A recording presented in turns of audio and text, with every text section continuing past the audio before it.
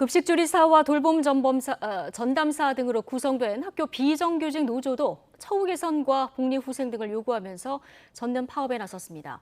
파업 여파로 학교 급식과 돌봄, 특수교육 등 일부 운영에 차질이 예상되자 교육청은 대체 인력을 긴급 투입하고 급식 대용품을 제공했습니다. 취재기자 연결해보겠습니다. 엄윤주 기자. 네, 사회부입니다. 예.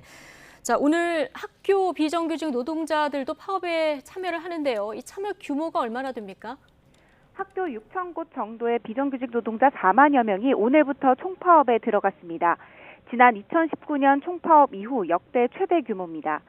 주로 급식 조리사와 돌봄 전담사 등으로 구성되다 보니 일부 학교에선 운영에 차질이 빚어졌습니다. YTN이 현장 이야기를 들어봤는데요.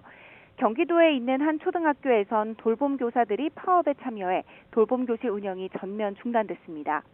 서울에 있는 한 고등학교에선 점심시간 아이들의 급식 운영에 어려움을 겪고 있습니다. 교내 급식실 조리원 5명 가운데 2명이 파업에 들어가 일손이 모자란 겁니다.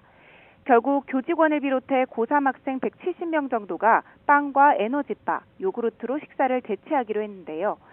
특히 서울에선 학교와 기관에 교육 공무직 2만 7천여 명이 근무하다 보니 파업에 따른 공백이 불가피한 상황입니다.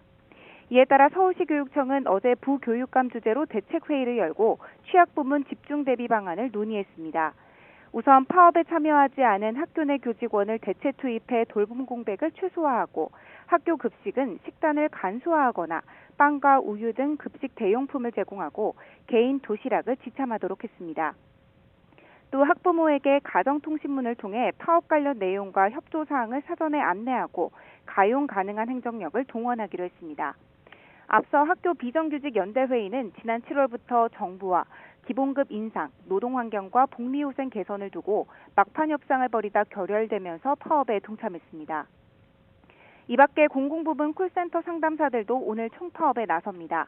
정부의 공공부문 비정규직의 정규직 전환 정책에도 여전히 민간 위탁이나 자회사 노동자로 남아있다며 파업에 동참하기로 했는데요.